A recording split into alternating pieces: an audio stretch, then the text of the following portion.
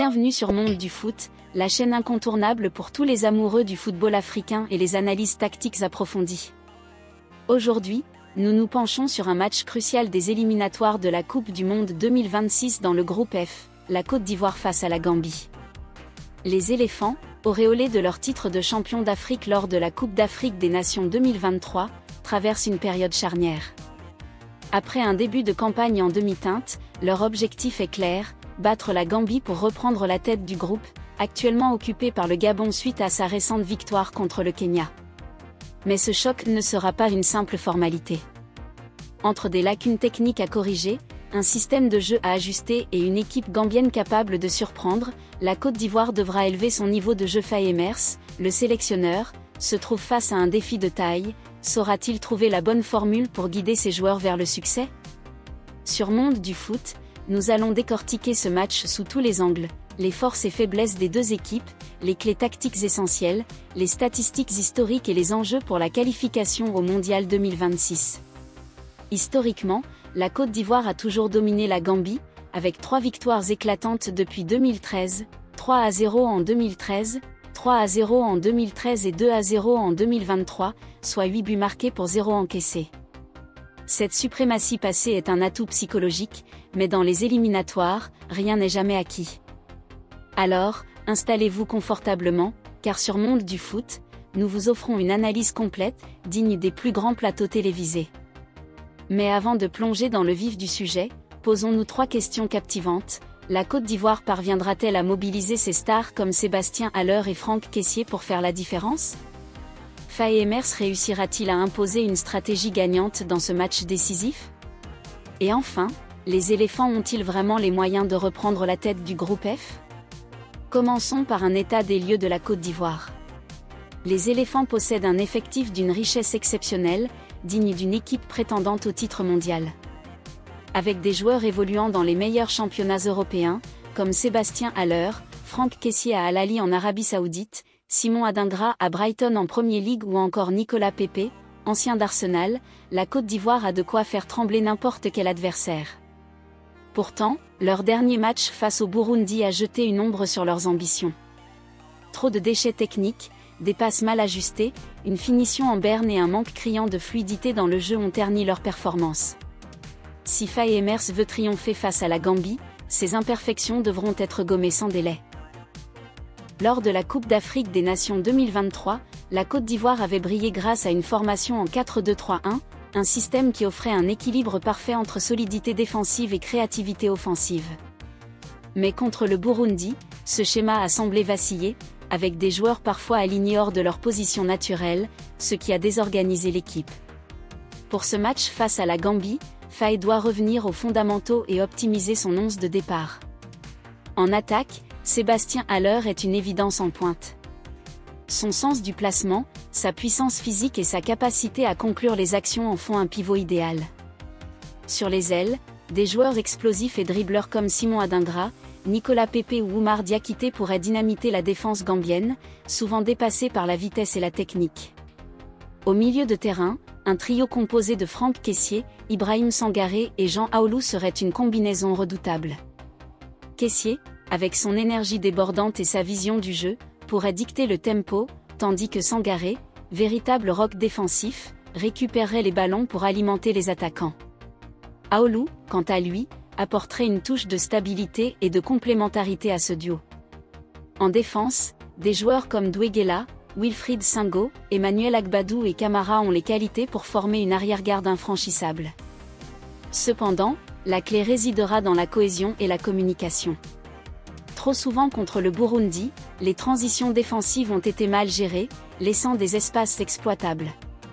Faye devra insister sur une meilleure coordination et un pressing haut pour étouffer les Gambiens dès les premières minutes. Passons maintenant à l'adversaire, la Gambie. Surnommés les Scorpions, ils ne sont pas à sous-estimer.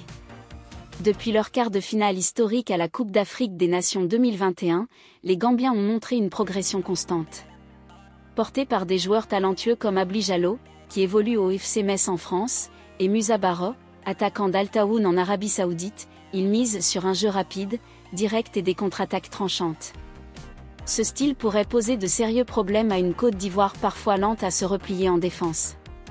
La Gambie excelle dans les transitions offensives, et si les éléphants ne contrôlent pas le ballon, ils risquent de se faire surprendre. Cependant, les Scorpions ont leurs limites. Leur défense manque de rigueur et de discipline face aux équipes dominantes, comme l'a démontré leur historique face à la Côte d'Ivoire. 3 défaites en 3 matchs, 8 buts encaissés, aucun marqué. Cette statistique est un signal encourageant pour les Ivoiriens, mais attention, la Gambie d'aujourd'hui n'est plus celle d'il y a 10 ans. Elle a gagné en expérience, en confiance et en maturité tactique. Pour contrer leurs menaces, la Côte d'Ivoire devra imposer sa domination sur la possession et couper les lignes de passes adverses, une tâche qui incombera principalement à Kessié et Sangaré au milieu. Alors, quelles seront les clés tactiques de ce match? Tout commence par le choix du système de jeu. Le 4-2-3-1, qui a fait ses preuves lors de la Coupe d'Afrique des Nations 2023, semble être la meilleure option pour la Côte d'Ivoire. Avec Haller en pointe, soutenu par un trident offensif composé de Simon Adingra sur l'aile gauche, Nicolas Pepe sur l'aile droite et un meneur de jeu créatif comme Seko Fofana en position de numéro 10, les éléphants pourraient percer la défense gambienne avec facilité. Au milieu, le duo Kessié-Sangaré formerait une base solide, Kessié pour casser les lignes et avancer, Sangaré pour sécuriser l'arrière et récupérer les ballons. En défense, une ligne à 4 bien alignée, avec Singo et Camara sur les côtés, et Agbadou et Guela au centre, limiterait les espaces pour les contre-gambiens. Le pressing haut sera un facteur déterminant. Lors du match contre le Burundi, les Ivoiriens ont trop laissé l'adversaire respirer, ce qui a permis à leurs opposants de trouver des intervalles. Face à la Gambie, ils devront harceler les porteurs de balles dès la sortie de leur camp, les pousser à la faute et récupérer le ballon dans des zones dangereuses. Cela nécessite une condition physique irréprochable et une discipline tactique sans faille. Si les ailiers comme Adingra et Pepe combinent leur vitesse avec une précision dans les centres et les frappes, ils pourraient créer des opportunités en or pour Haller dans la surface. Un autre point crucial sera la gestion des transitions défensives. La Gambie excelle dans les contres rapides, souvent menés par Barrow et Jallow. Pour les neutraliser, Faye devra insister sur un replacement rapide de ses joueurs et une couverture mutuelle entre les défenseurs et les milieux. Si les éléphants laissent trop d'espace entre leurs lignes, ils risquent de le payer cher. Enfin, les coups de pied arrêtés pourraient faire basculer la rencontre. Avec des joueurs aériens comme Agbadou et Kessié, la Côte d'Ivoire a un avantage certain sur corner et coup franc. Faye devra travailler ses phases de jeu à l'entraînement pour maximiser ses chances de marquer. Examinons maintenant les statistiques et l'historique, car les chiffres parlent souvent d'eux-mêmes. Depuis 2013, la Côte d'Ivoire a remporté ses 3 confrontations directes contre la Gambie, 3-0 en 2013, 3-0 en 2017 et 2-0 en 2023. Aucun but encaissé, 8 marqués. Cette domination est un avantage psychologique non négligeable pour les éléphants. Mais dans le contexte actuel, les éliminatoires ne se jouent pas uniquement sur le passé. Le Gabon, leader du groupe F après son succès contre le Kenya, met une pression énorme sur les Ivoiriens. Une victoire contre la Gambie n'est pas seulement souhaitable, elle est impérative pour reprendre la pole position et envoyer un message fort aux concurrents. Alors, quelle conclusion tirer de tout cela?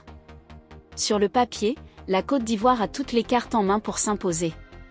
Avec un effectif de classe mondiale, un historique favorable et un système tactique bien rodé, les éléphants partent favoris. Mais le football ne se joue pas sur le papier. Faye Emers devra corriger les lacunes observées contre le Burundi, aligner ses meilleurs joueurs à leur poste de prédilection et imposer un pressing haut pour étouffer les Scorpions dès le coup d'envoi. Si Sébastien Haller trouve le chemin des filets, si Franck Kessié domine le milieu de terrain comme il sait le faire, et si les ailiers Adingra et Pepe font parler leur explosivité, la victoire est à portée de main. Mais il faudra de la concentration, de la rigueur et une exécution parfaite pour éviter toute mauvaise surprise. Sur Monde du foot, nous croyons au potentiel de cette équipe ivoirienne. Alors, qu'en pensez-vous, amis passionnés? La Côte d'Ivoire va-t-elle confirmer son statut de champion d'Afrique et reprendre la tête du groupe F? Laissez vos pronostics en commentaire, mettez un pouce bleu si vous avez aimé cette analyse et abonnez-vous à Monde du foot pour ne rien rater de nos prochaines vidéos. Et maintenant, un message aux supporters des éléphants, croyez en cette équipe, elle a tout pour briller. Allez la Côte d'Ivoire, montrez au monde entier que vous êtes les rois incontestés du football africain. On compte sur vous pour faire vibrer le continent et décrocher cette victoire cruciale. Ensemble, poussons les éléphants vers la Coupe du Monde 2026.